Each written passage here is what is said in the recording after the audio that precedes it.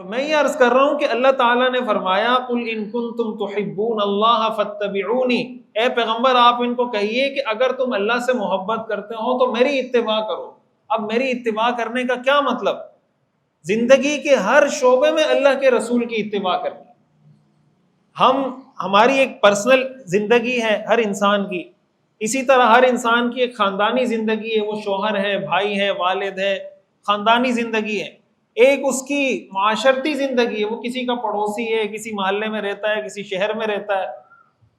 ہر ایک کے حساب سے جو ہماری ذمہ داریاں ہیں اللہ کے رسول نے ہمیں بتائی ہیں۔ اللہ کے رسول صلی اللہ علیہ وسلم نے تربیت اپنے صحابہ کی اسی طرح کی تھی، اور اس سے ہمارے پاس معیار آ جاتا ہے۔ مثال کے طور پر حضرت سعد بن ابی وقاص رضی اللہ تعالیٰ عنہ جب مسلمان ہوئے تو ان کی والدہ نے کہا کہ میں تمہیں معاف نہیں کروں گی، بھوک ہڑتال کر دی انہوں نے، اور کہا میں سائے میں نہیں بیٹھوں گی جب تک تم دوبارہ کافر نہیں ہو جاتے۔ حضرت سعد بن ابی وقاص حضور کے پاس آئے اور کہنے لگے کہ میری والدہ نے کہا ہے کہ اگر تم کافر نہیں ہوتے اور حضور کو نہیں چھوڑتے تو میں کھانا نہیں کھاؤں۔ تو اب یہ ایک طرف سمجھے رشتہ داری ہے، ایک طرف اسلام۔ تو قرآن کریم کی آیات نازل ہوئی وَإِن جَاهَدَاكَ عَلَىٰ أَن تُشْرِكَ بِي مَا لَيْسَ لَكَ بِهِ عِلْمٌ فَلَا تُطِعْهُمَا، اگر تمہارے والدین تمہیں شرک پر مجبور کریں تو والدین کی بات ماننا جائز نہیں ہے۔ اب شریعت نے ایک سٹینڈرڈ دے دیا کہ کہاں پر والدین کو راضی کرنے کا حکم ہے، کہاں ان کی ناراضگی کی پرواہ نہیں کرنی۔ اب اگر انسان قرآن حدیث کو یا سیرت کو سائڈ پہ رکھ دے، اس کو کیسے پتہ چلے گا کہ والد کو کہاں راضی کرنا ہے اور کہاں پرواہ نہیں کرنی؟ یہی معاملہ بیوی کا ہے، یہی معاملہ اولاد کا ہے۔ انسان حرام کیوں کماتا ہے؟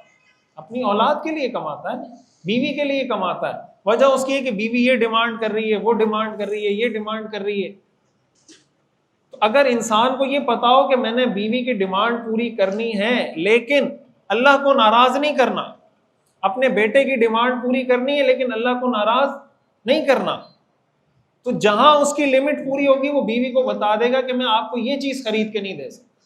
مثال کے طور پر اس کی 50,000 تنخواہ ہے اور بیوی یہ ڈیمانڈ کر رہی ہے کہ مجھے 20,000 کے سوٹ لا کے دو، اور اب اس کو پتا ہے کہ اگر میں رشوت نہیں لوں گا، کرپشن نہیں کروں گا، 2 نمبری نہیں کروں گا تو بیوی کو یہ سوٹ لا کے نہیں دے سکتا، تو وہ بیوی کو کہہ دے گا کہ میں یہ سوٹ تمہیں لا کے، اس کے پاس ایک سٹینڈرڈ موجود ہے، اور وہ سٹینڈرڈ اللہ کے رسول صلی اللہ علیہ وسلم کی تعلیمات ہیں۔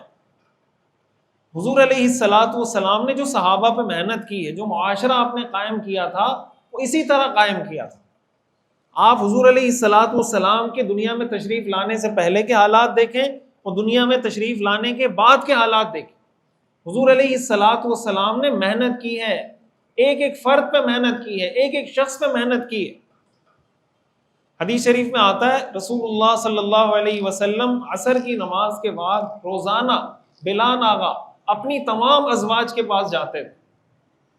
روزانہ عصر کی نماز کے بعد آپ اپنی تمام ازواج کے پاس جاتے تھے۔ اب آپ اس سے اندازہ لگائیں کہ آج ہم میں سے ہر آدمی کہتا ہے نا میں مصروف ہوں، حضور علیہ السلام کتنے مصروف ہوں گے؟ ہم اندازہ لگا سکتے ہیں۔ پیغمبر ہیں، رسول ہیں، صحابہ ہیں، دین باقاعدہ ان کو سکھانا ہے، اس لیے کہ اس سے پہلے وہ دین موجود ہی نہیں ہے، حضور نے سکھانا ہے، لیکن اپنے گھر والوں کے لیے جو ٹائم متعین کیا اس ٹائم میں گھر جا رہے ہیں، گھر والوں کو ٹائم دے رہے ہیں۔ اب ہمارے ہاں جو آدمی مصروف ہو جاتا ہے وہ کہتا ہے میں گھر والوں کو ٹائم نہیں دے سکتا۔